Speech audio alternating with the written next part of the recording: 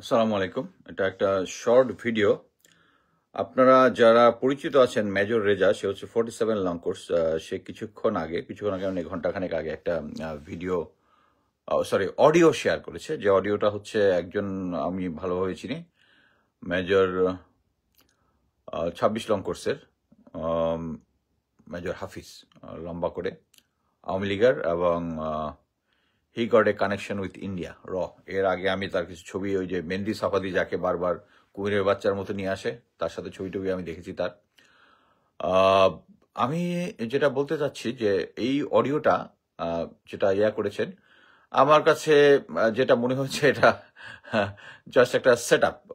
হাফিজ কথা বলতেছে সাম মিনহাজ, সে সম্ভবত পররাষ্ট্র মন্ত্রণালয়ে থাকতে পারে বা অন্য কিছু, আমি তাকে চিনি না। আমি পুরা অডিওটা প্রায় 2-3 বার শুনেছি। আমার কাছে যেটা মনে হয়েছে, এটাতে জেনারেল ওয়াকারের প্রতি এখন শেখ হাসিনা খুব ক্ষেপা, এরকম একটা মেসেজ। আর মেইন আরেকটা মেসেজ হচ্ছে, প্রফেসর ইউনুস যখন ফ্রান্স থেকে রওনা দেয়, মানে দায়িত্ব গ্রহণের আগে, তখন ওই মিনহাজ সাহেব বলতেছেন যে তখন তিনি আমাকে বলছে যে, মানে তাকে নাকি বলছে প্রফেসর ইউনুস যে আমাকে একটু তারেক জিয়ার সাথে, মানে বিএনপির তারেক জিয়া, তার সাথে একটু যোগাযোগ করে দেন, এবং সে যোগাযোগ করে দিয়েছে, হয়তো তখন কথা বলছে। এখানে এই দুইটা হচ্ছে মেইন ক্যাচওয়ার্ড। একটা হচ্ছে প্রফেসর ইউনুসকে কালার করা, যে প্রফেসর ইউনুস আসার আগেই বিএনপির সাথে একটা কানেকশন করে আসছে, আমরা জানি জেনারেল ওয়াকার এখন বিএনপির সাথে কানেক্টেড। এই দুইটা মেইন জিনিস। আর এর মধ্যে কথাবার্তা যেটা হচ্ছে, কোনো মানে আমার কাছে মনে হয়েছে কথাটা মানে এক প্রসঙ্গ থেকে মাঝখানে আরেক প্রসঙ্গে চলে গেছে, শেষের দিকে একটু দীর্ঘায়িত করেছে অডিওটা। মানে দুই পার্টি বসে গোয়েন্দা সংস্থা বানিয়েছে, এবং এটার মধ্যে র এর একটা কারসাজি আছে। এবং আপনারা হয়তো বা শুনে থাকছেন কিনা, আমি এখন আর্লি ইনফরমেশন, বাট সেনা সদরে একটা কনফারেন্স হচ্ছে। আমি শুনতেছি যে এক পার্টি বলার চেষ্টা করতেছে যে আর্মি পাওয়ার নিবে কি নিবে না, বাট আমার মনে হয় না যে প্রফেসর জেনারেল ওয়াকার এই যে হাসনাত এবং ইয়ার সাথে যে কথাবার্তা বলেছে, সেনাপ্রধান হিসেবে যে নিজে কথা বলে, এটা একটা বোকামি, চরম বোকামি হয়েছে। উনি বোকামি করেছেন।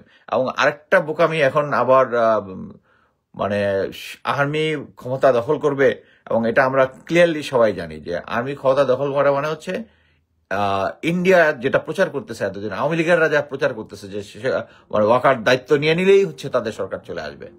সো বাংলাদেশের জনগণ এখন আর্মি টেক ওভারকে, যেটা সবসময় সবসময় একটা একটা ইয়ার মধ্যে রাখতো, সবসময়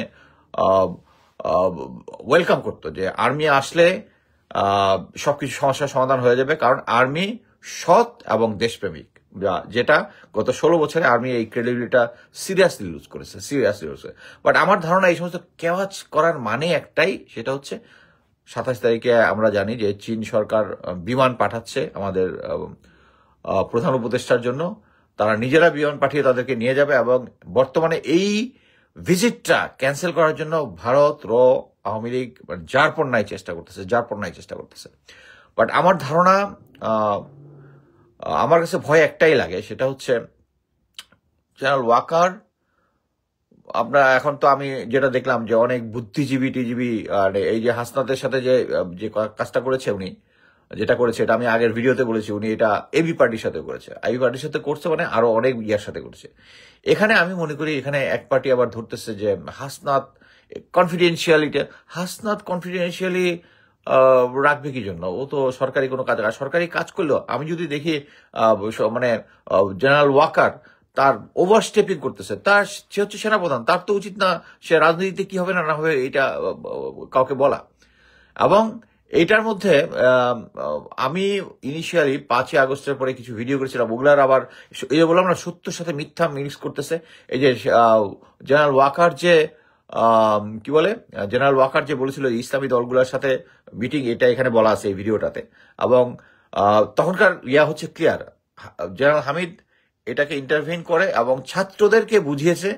আমি কথাটা বারবার বলি, কারণ ওদের মাথায় বুঝে ঢুকে না, ছাত্ররা আবার ভিডিও দেখে কিনা যাই না, যে ওরা কিন্তু এখন ওই ব্যাপারে কোনো স্টেটমেন্ট দিচ্ছে না। ওদেরকে জেনারেল হামিদ নিয়ে গিয়ে বুঝাইছে যে, এবং জেনারেল ওয়াকার দুজনে প্রতিনিধি দিচ্ছে, তাদেরকে ক্ষমতায় বসাবে কাদের সাথে, ইসলামী দলগুলোর সাথে, চরমনাই, তারপর অন্যান্য গুলোর সাথে মিটে একটা দল হবে, তারা ক্ষমতায় যাবে এবং ইয়া যাবে হচ্ছে বিএনপি চলে যাবে বিরোধী দলে।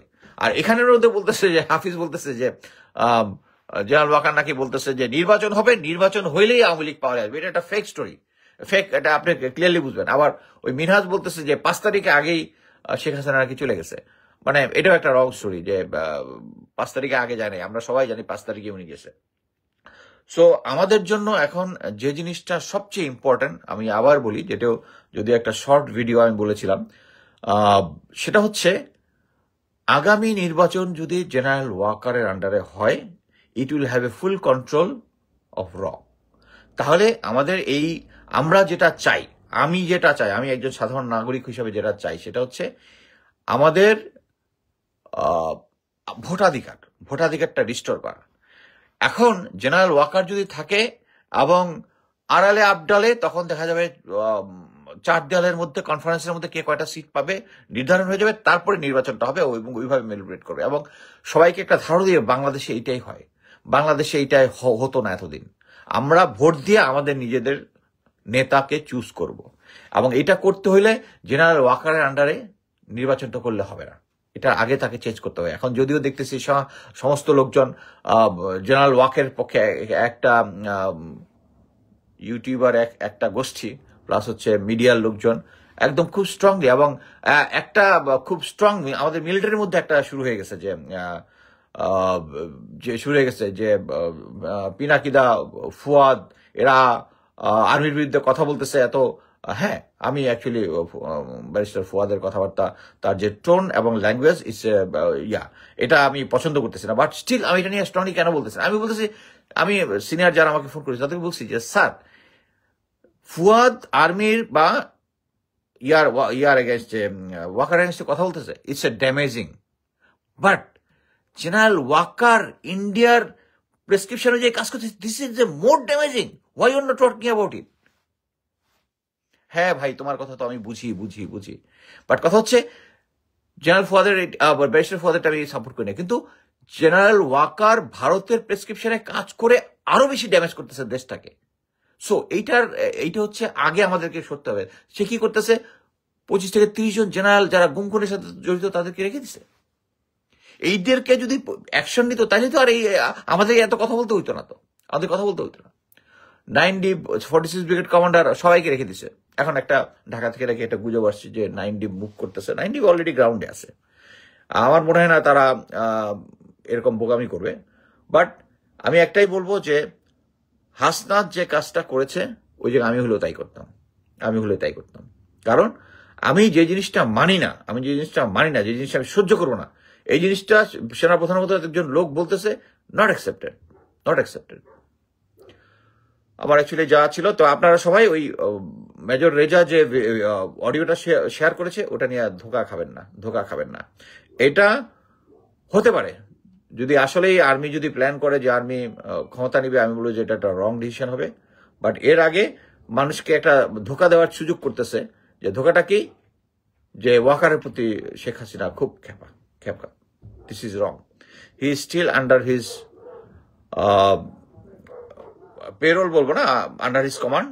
এখনো তাই করতেছে। ওই 5ই আগস্ট হিসাব কিতাব করে সে ওদের মানে ইয়াতে এই সমস্ত বুলশিট স্টোরি। আচ্ছা, এখানে কিছু কোয়েশ্চেন আছে। So do you think general Waker will resign? He will not resign, because Sheikh Hasina তাকে রিজাইন করতে দিবে না। বাট সে যদি প্যাট্রিয়ট হইতো তাহলে রিজাইন দিত। আর কোন কোয়েশ্চেন আছে? হাসনাত 100% রাইট। এখানে কোশ্চেন করা উচিত, মানে তারা যারা ইয়া করতেছে, ও আচ্ছা, আসিফ ভুইয়া, সজীব মাহমুদ আসিফ, এনিওয়ে, ওর যে নাম ইয়ে আছে, যে সে বলতেছে যে সে সরকারে থেকে এরকম একটা ইয়া করতে পারে না। আরে তুমি তারটা দেখতেছো, জেনারেল ওয়াকার যে রাজনীতি বিষয়ে তার কথা বলার কোনো অধিকারই নাই, এটা নিয়ে কথা বলতেছে না। এক পার্টি ধুমায় লেগে গেছে জেনারেল ওয়াকারের পক্ষে ইয়া করে। এত এভিডেন্স পাওয়ার পরে আপনারা জাতির কাছে দায়ী থাকবেন। এখনো সেনা অফিসার রিটায়ার্ড করা বা ইয়াতে যারা সেনা আর্মির বিভিন্ন অর্গানাইজেশনে চাকরি করতেছেন, তারা ইয়া করবেন, তারা একদিন বুঝতে পারবেন যে you work against your country. Thank you.